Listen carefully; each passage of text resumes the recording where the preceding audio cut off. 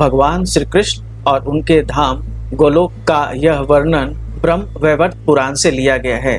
इसमें शिव जी नारद मुनि को भगवान कृष्ण और उनके गोलोक धाम के बारे में बता रहे हैं। शिव जी कह रहे हैं, योगी लोग सदा तेज स्वरूप में ही ब्रह्म का ध्यान करते हैं, परंतु सूक्ष्म बुद्धि वाले मेरे भक्त वैष्णव जन ऐसा नहीं मानते। वे वैष्णव जन उस आश्चर्यमय तेजो मंडल के भीतर सदा साकार सर्वात्मा स्वेच्छामय पुरुष के मनोहर रूप का ध्यान करते हैं। करोड़ों सूर्यों के समान प्रकाशमान जो मंडलाकार तेज पुंज है, उसके भीतर नित्य धाम छिपा हुआ है, जिसका नाम गोलोक है। वह मनोहर लोक चारों ओर से लक्ष कोटि योजन विस्तृत है। सर्वश्रेष्ठ दिव्य रत्नों के सार तत्व से जिनका निर्माण हुआ है, ऐसे दिव्य भवनों तथा गोपांगनाओं से वह लोक भरा हुआ है। उसे सुख पूर्वक देखा जा सकता है। चंद्रमंडल के समान ही वह गोलाकार है। रतेंद्र सार से निर्मित वह धाम परमात्मा की इच्छा के अनुसार बिना किसी आधार के ही स्थित है। उस नित्य लोक की स्थिति वैकुंठ से 50 करोड़ योजन ऊपर है। वहाँ गौएं, गोप और गोपियां निवास करती हैं। वहाँ कल्प वृक्षों के वन हैं। गोलोक कामधेनु गौवों से भरा हुआ तथा रास मंडल से मंडित है। मुने वह वृंदावन से आक्षण और विरजा नदी से आवेष्टित है। वहाँ सैकड़ों शिखरों से सुशोभित गिरिराज विराजमान है। स्वर्ण निर्मित लक्ष कोटि मनोहर आश्रम है, जिनसे वह अभिष्ट धाम अत्यंत दीप्तिमान एवं श्री संपन्न दिखाई देता है। उन सब के मध्य भाग में एक परम मनोहर आश्रम है, जो अकेला ही 100 मंदिरों से संयुक्त है। वह परकोटों तथा खाइयों से घिरा हुआ तथा पारिजात के वनों से सुशोभित है।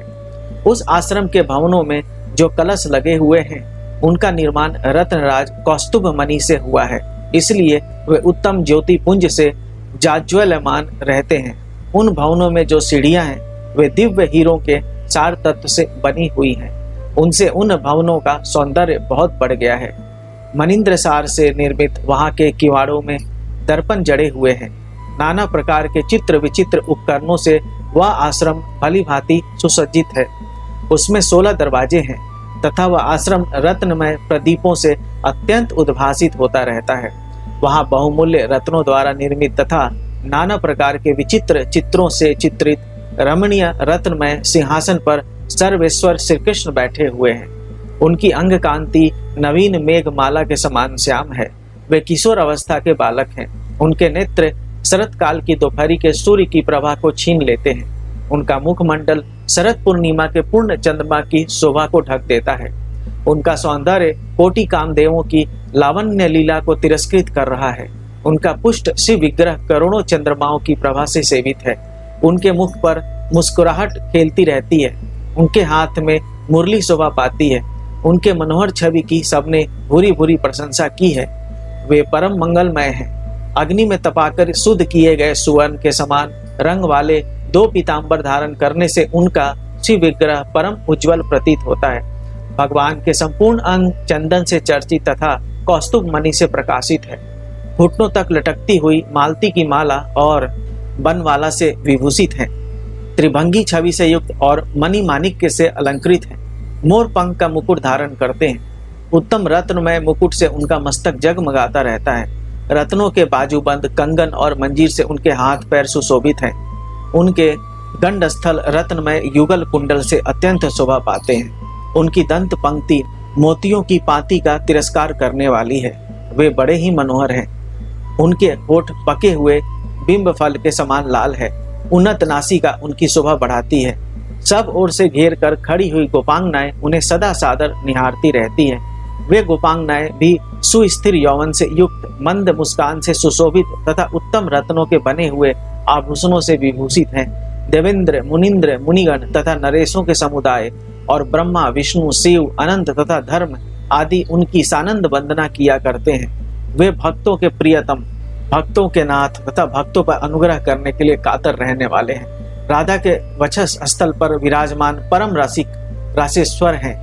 मुने वैष्णव जन उन निराकार परमात्मा का इस रूप में ध्यान किया करते हैं। वे परमात्मा ईश्वर हम सब लोगों के सदा ही ध्येय हैं। उन्हीं को अविनाशी पर ब्रह्मा कहा गया है।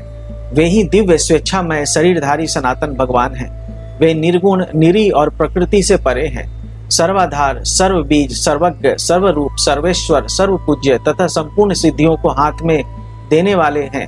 वे आदि पुरुष भगवान स्वयं ही द्विभुज रूप धारण करके गोलोक में निवास करते हैं। उनकी वेशभूषा भी ग्वालों के समान होती है और वे अपने पार्षद गोपालों से घिरे रहते हैं। उन परिपूर्णतम भगवान को श्री कृष्ण कहते हैं। वे सदा श्री जी के साथ रहने वाले और श्री राधिका के प्राणेश्वर हैं। सबके अंतरात्मा, सर्वत्र प्रत्यक्ष दर्शन देने के योग्य और सर्वव्यापी हैं।